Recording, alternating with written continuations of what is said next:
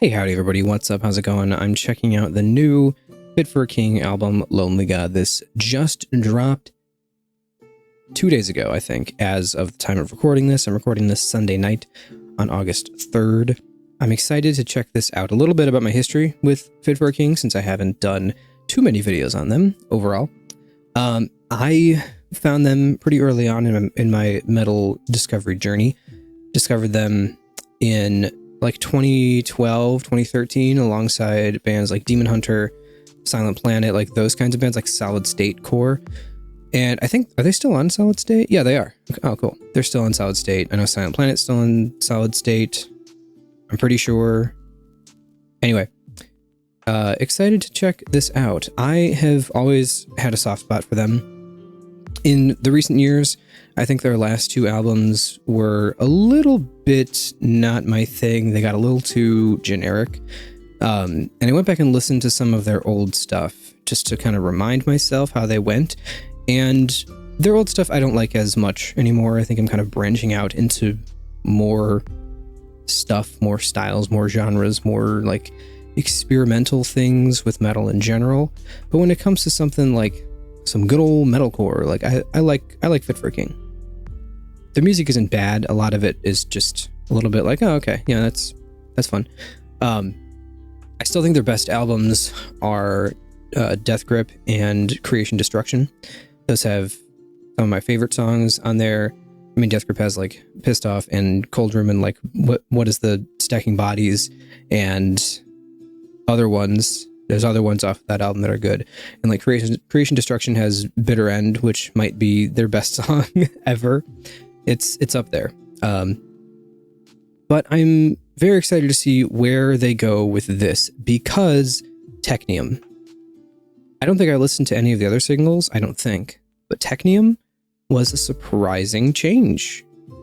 A surprising, interesting direction to go in for them. It was a bit more Silent Planet-esque, or like new Silent Planet, with the kind of like heavier production and that kind of thing. It felt more like a newer Silent Planet song.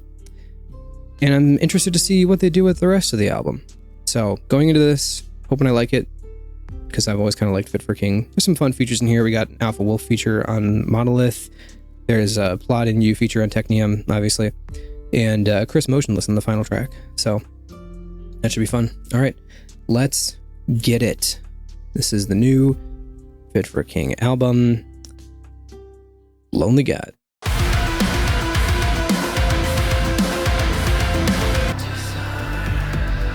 Wow, a 6-4-1-5 progression in a metalcore song? Okay. A bit more major leaning.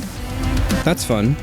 Except not anymore, okay. I can feel it tearing at my skin, waiting for the time to take me in. Wait, I actually really like this. Again, the sacrifice.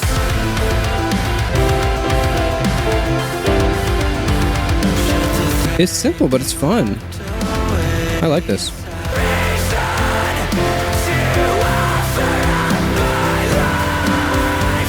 It's a bit more of a chill chord progression for a heavier chorus.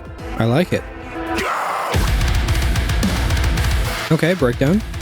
Not all songs need a breakdown, guys, but it's fine. Not all songs need some high-pitched screechy noises during a breakdown. Leave that to Mirar. All right. Fun first track. It's okay. It's not bad. Generic, but you know, it's metalcore. What do you expect? It's not offensive. Let's keep going.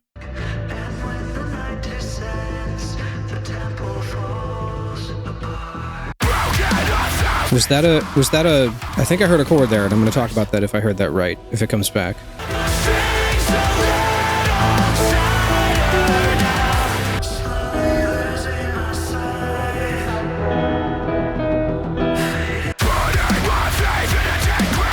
Do you say Death Grip? Reference to Death Grip, their best album? I like the bigness of this. Also, no, I think I was mistaken when I mentioned the thing earlier about the chord. I'm gonna go back and listen. I gotta check.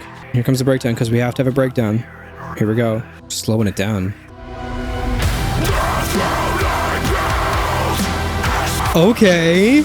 Slow it down, make it cinematic. That's what I'm talking about.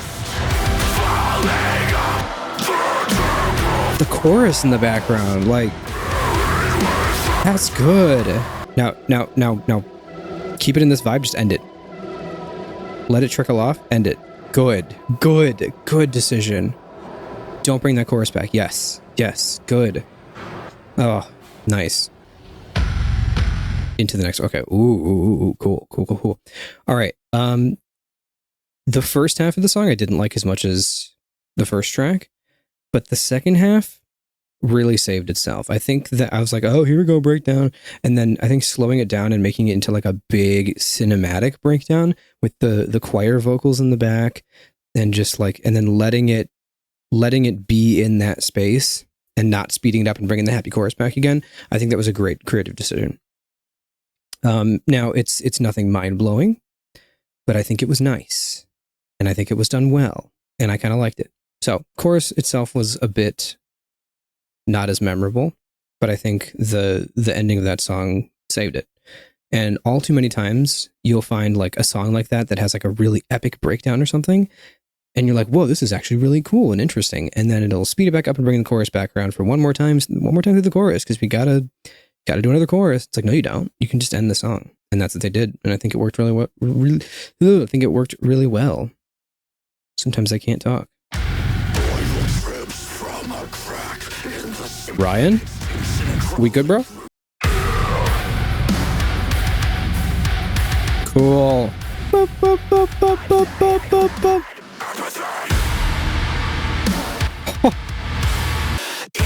Cool. That's fun, dude. Nice. That's a fun 2-minute track. This album's fun so far. All right, I'm gonna pull up the lyrics for this one. Cool. I am not hating this. I'm having a good time. Let's keep it running. All right, this is classic Fit for a King type riffage right here. 1-7-6 chord progression. One of my least favorites. Obligatory breakdown. Here we go. I think this has been the most boring song so far. That one was a song. That's probably the worst one so far, but it was a single, so fair enough. They usually release the worst songs as singles. At least most metalcore bands do. Generally. All right, let's keep going. There's a lot of shorter songs on this album, but then again, I am used to listening to a lot more albums with like 10-minute-ish songs. So, generic metalcore ballad. Here we go. You're never gonna beat Dayseeker, Crash and Burn is like probably peak metalcore ballad.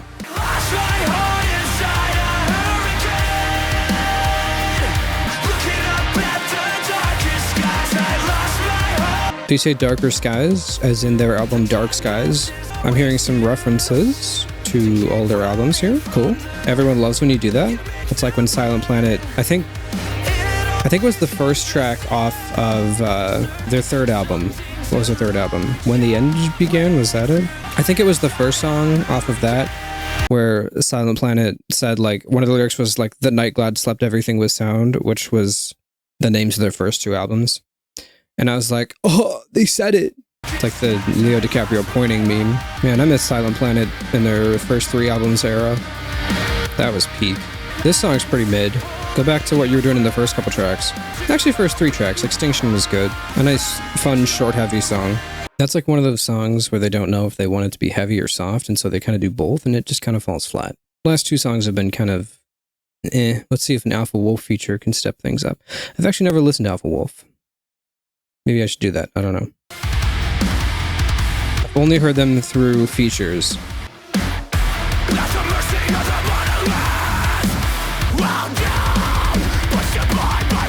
I assume this is whatever the singer of Alpha Wolf's name is. I want a bit more instrumentally, because the vocal stuff is fun. The instrumentals are just a little boring.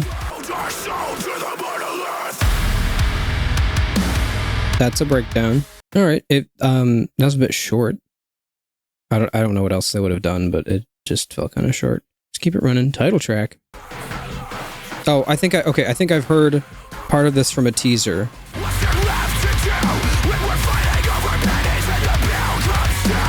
That's another thing. Ryan Kirby's vocal flow is really good. That's one of the things that I think makes their older stuff really, really good is like his vocal flow is great. It's good on their newer stuff, but I notice it more on the older stuff. And this song is great vocal flow too.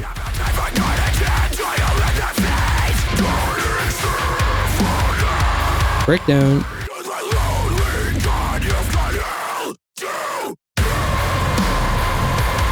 See, now, for a song like this, I like that it didn't slow down because that would have actually been predictable. It might slow down towards the end. Oh, we're getting a re. That's fun. But I kind of like it more that it didn't slow down. Great vocal flow in this song. I just think it's a bit instrumentally boring. Fade out, 3 out of 10. Okay. They've done this ever since Shattered Glass, I think was the first instance of this. But when they have a good idea for a heavy song, they'll just kind of like write 1 or 2 measures of music, or like maybe 2 sections, and then just kind of loop it for the whole song. And okay, I'm going to go off on a bit of a tangent, then I'll finish off the album. But let's take something like, let's pull up Shattered Glass for a second. And I think it worked with Shattered Glass because this song was like the first, at least I think the first time that I noticed it with them, where they would take something and then they would loop it. Like this song has the it's got like that part, and it just kind of repeats for most of the song. Are you buried Also, can we talk about the in the background? And that was the exact same thing with Lonely God. Sounds exactly the same. I know you're rotting inside, but no. And like this song is good. It's a good song. It's fun. I think the like this little breakdown here is fun. All I know is violence.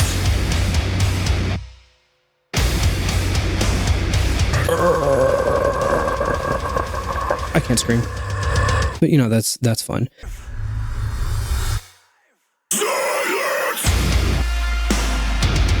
Has some of that older Fit for King tone as well. When did this album come out? 2018, I think it was. Yeah, 2018. Okay, so that was my like sophomore year of college, I think. Yeah, it's a pretty good album. It had some of like the stuff that I think they brought into some later albums, and I didn't like as much, but still a good album. I like Dark Skies. Now let's compare this to what I think might be their best song, Bitter End, off of Creation Destruction, and let's talk about like the cool stuff that's going on instrumentally in a heavier song like this.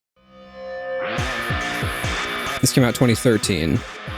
Some little glitchy stuff in the beginning. All right, very 2013 core. But it's got a fun riff here, right? And then it doesn't just keep this the whole song. It switches up to be like a we get a little extra part here. Drop it down an octave. Drop out some of the guitar. Chorus.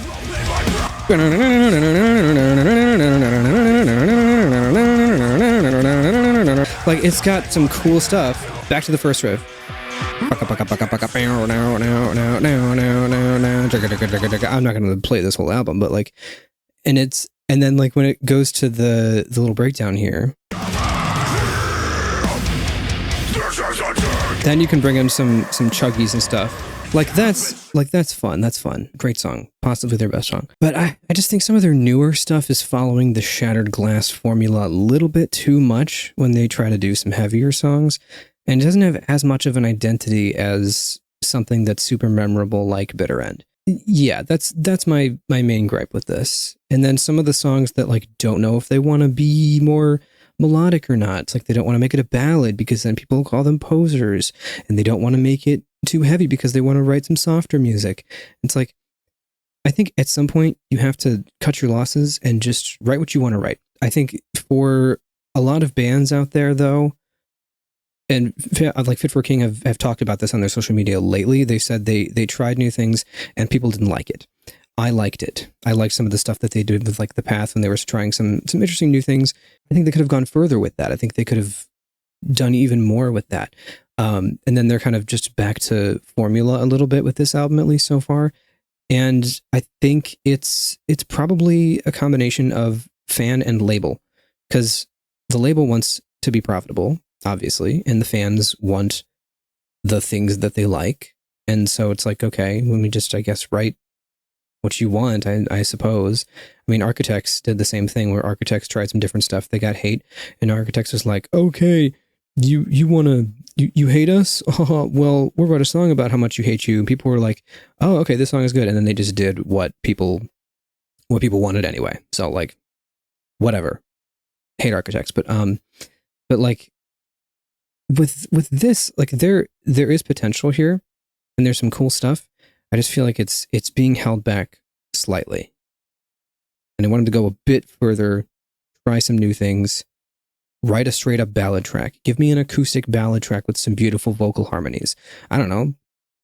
Track a few different layered vocal harmonies and stuff, Ryan. Do some fun cleans or some like, I don't know. Mess around with it. Get weird. Try some different stuff. I think it could be cool. But then again, that brings you into now you're trapped with what people want, what the labels want and all that. So it's just kind of sad. I think that's kind of why I kind of fell away from metalcore a lot in recent years. There's still some good metalcore. You have people like Relica, who, well, okay, but I think the thing with a lot of metalcore bands that like I would consider good nowadays is either that they've always done this, or like that's their gimmick or something like that, or like they started going in a slightly different direction and like it really worked out creatively for them. So you really need to either strike gold or just from the start be interesting. So like Relica, female fronted rap metalcore, like that's pretty cool. Or like Spiritbox. Spiritbox has some really interesting melodies. I think the melodic writing, I don't know who writes the songs, if it's Courtney or somebody else, but the melodies that Courtney sings are really good. And she's got some great melodies that she can sing. And a lot of her songs are very memorable because of that. Like the new album, I think like Haven with Two Faces, Deep End, like those are some of the best tracks on the album. There's one other that I'm forgetting that was like in my top 3, but those are 3 of the best ones. Ride the Wave as well. But like the melodies in those tracks are what makes it so good. And like that's something that Spiritbox has always been really good with. But I think with a band like this, it's hard to take creative risks. So I don't blame Fit for a King. I kind of wish things would have gone a little differently, but we'll see. Still got 5 tracks left. And I know I like Technium. So let's see how this ending goes. Okay. 6/8 ballad. They're not going to keep it chill the whole time. But if you did this, straight up acoustic, this would be amazing. This is great melodically. Who does the cleans? I don't think it's Ryan Kirby. I don't think so. I could be wrong. I saw them live and I can't even remember. It's Tuck. Okay, all right. The bassist. The guy who does the guitar spin and then okay. The other Ryan, who goes by Tuck to differentiate that he's a different guy from Ryan Kirby. Love how chill this is. This is great. This is automatically peak. It's a little chord-wise, a little bland. Yeah, whatever. It's a 6/4-1-5. Could be worse. It's okay. See, now, like, did we need to make this heavy? Not really. Is it the worst thing in the world? Also not really. I just wanna drift out. This, without going heavy, would be peak. In fact, if they went quieter and they brought in, like, acoustic guitars, then it would be the best song on the album.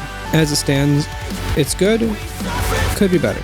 See, like that. Like, I feel like they felt like they had to go heavy with the ending because they would be called sellouts if they made it just a straight up chill, like, acoustic track, which actually it's more of a sellout to not do that. You feel me? Like they're selling out more by not experimenting with that track. You can't go soft in today's metalcore, deathcore scene. Metalcore, you're allowed some cleans, but don't you dare finish a song without going heavy at some point. Deathcore, you're barely allowed cleans.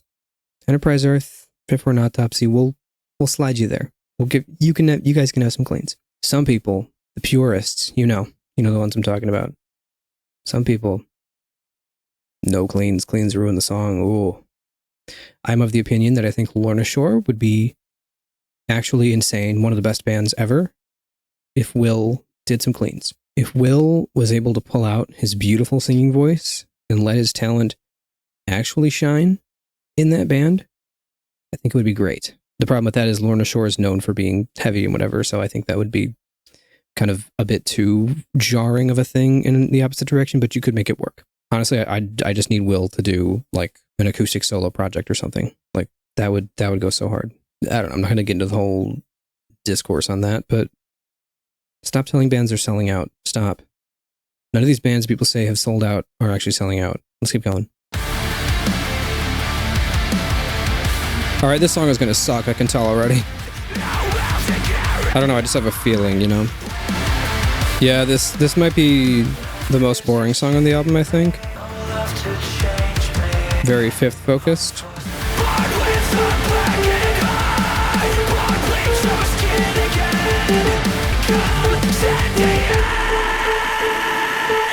Have we hit that fifth enough for you guys?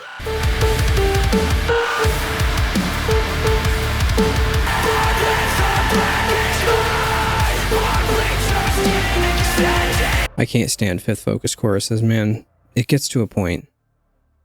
It gets to a point. Oh, say the song title. See what I mean? You have like one note. It's a shattered glass effect.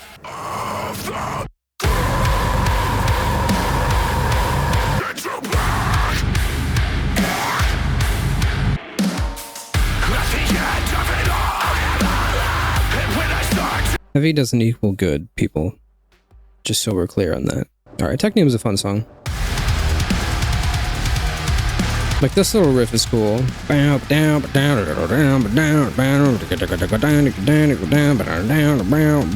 Wish there was more of this on the album.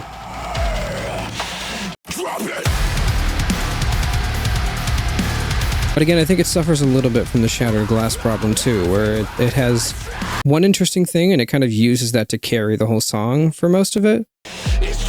Now, it does have some cool parts like this. Brings in some little electronic elements.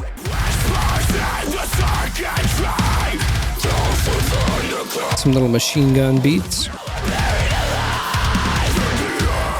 Are You Buried Alive? Shattered Glass reference. Yeah, I think I like that song a little bit less now that I've heard it again. I don't think I've gone back to it since I did the video on it. It's fun. It's heavy, but I think it suffers from a lot of the same things that I've been saying throughout the album, where like the heavier songs seem to be specifically written around being heavy instead of having like a memorable riff or a specific interesting thing about it that kind of makes it stand out from the rest. It's just like, oh, this is heavy. Okay. All right. People will eat this up because it's heavy. It's a bit generic. It's a bit boring, which some generic stuff you can do it correctly. You can write some generic music and make it sound good. I just think a lot of this kind of feels a little directionless, a little uninspired. Is it terrible? No, it's not terrible. It's listenable. It's like, oh yeah, you want some modern metalcore? Yeah, throw it on. Whatever, if you're in the mood for it. But it kind of falls into almost all of those modern metalcore trappings though, which has kind of driven me away from the genre. So, I don't know. Has some good bits. All right, let's hear the last song and then I'll kind of give some final thoughts. Chris Motionless feature. Is it crazy to say that Undead Ahead 2 is Motionless in White's best song? Is it? Sing it, bucko. 6-8 is a good choice for this.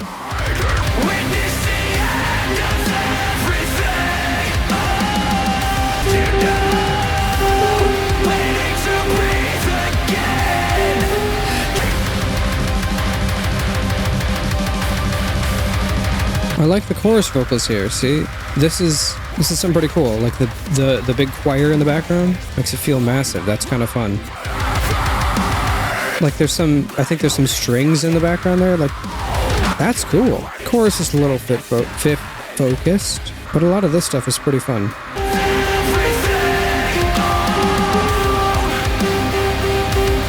breakdown. Let's see. Is this going to be an interesting breakdown or oh, that's a breakdown. Okay, yeah, blast beats into a solo is a good idea. That's good. Great subversion. Something different.